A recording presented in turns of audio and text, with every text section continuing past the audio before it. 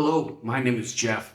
I've spent most of my life leading across global enterprise from commercial to US government and really driving results, motivating people, building vision, and most importantly, transforming IT systems. But today, we're going to take it a little more personal. I'm going to share with you some of those things that have made up success and failures and growth. And I've divided those up into 4 simple traits. And these traits include 1, motivating people, 2, accepting thoughts and emotions. I just forgot I have a prompt here on the screen. 3, long-term goals and how do we efficiently get through long-term goals. And then 4, how individuals may be able to get more done than in a team. So stay tuned. I hope you'll join us for this next few minutes where we talk in a little more detail about each one of those personality traits. And I hope they've worked for me. Hopefully they'll work for you as well. So let's talk a little bit about trait number 1, motivating people. Whether it's consulting with government leadership or in a Fortune 500 boardroom or leading a startup through chaos, I have found that leadership isn't about titles, it's about energy. Motivation isn't hype, it's connection, it's clarity. In my career, I've been known for getting the most out of my teams, and it's true. I push hard, but I also believe in people deeply. I overlook their missteps and focus on their potential, even when they may not even see the potential clearly themselves. So my role as a leader is to bring belief into the room when others doubt, to create movement when others stall, and to make sure that everyone sees how they contribute to something greater. This motivation of people has worked for me over my career. I certainly hope it works for you. Now let's go into accepting thoughts and emotions. Trait number 2, accepting of thoughts and emotions. You don't need to lead through change by pretending that emotions don't exist. When you're guiding people through digital transformations or mission critical pivots, you feel it. You feel the stress, the fear, the resistance, even the excitement. But what I've learned is that emotional intelligence isn't a soft skill.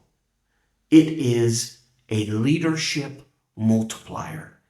It really is what makes the difference in leading a team to successful outcomes. You can't lead others until and unless you're grounded yourself. I've had moments when things broke, personally and professionally. But what got me through wasn't pretending. It was accepting. I learned to name my emotions, sit with them, and move through them with purpose. That's how you stay resilient. That's how you lead. Now, this one might surprise you. I love teams, but I also believe in personal accountability and that it is the spark behind every great achievement. Sometimes progress just doesn't start in a group setting. Sometimes, and honestly, most of the time I have found, it starts when one person decides, I'm gonna make this better. I've launched enterprise-wide changes, but often the origin was one quiet moment of clarity in a notebook or a late night sketch.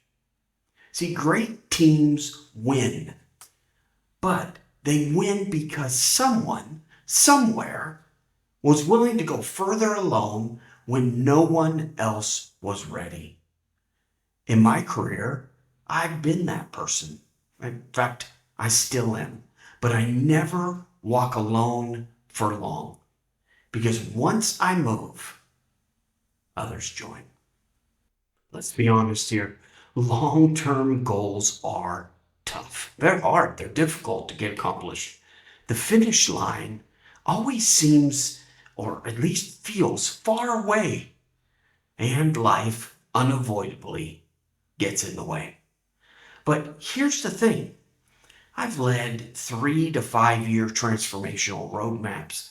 I've rebuilt teams, digitally transformed and consolidated over 40 plus systems to cloud and enterprise environments, overhauled data governance, enabling AI, and established cyber frameworks, initiatives that took years to mature. So, how do I reconcile that? The key is to break it down. Don't focus on the 5 years. Focus on what's due tomorrow, that week, or this month. All aligned with the roadmap to get to the 5 year mark. You have to, as they would say, eat the elephant one bite at a time. You can't get overwhelmed by this huge project. If you make the project too big and the initiative too difficult, your team won't be able to see the success that comes from individual task accomplishment. So develop your project in a way that everyone on the team that's contributing can feel part of the success today, or not necessarily realizing the success that's going to be created in the years to follow. It's through this type of organization and accountability, following all of these traits, that all of us can build stronger teams to produce better results. With a sincere heart, I hope that's what happens for you. Good luck.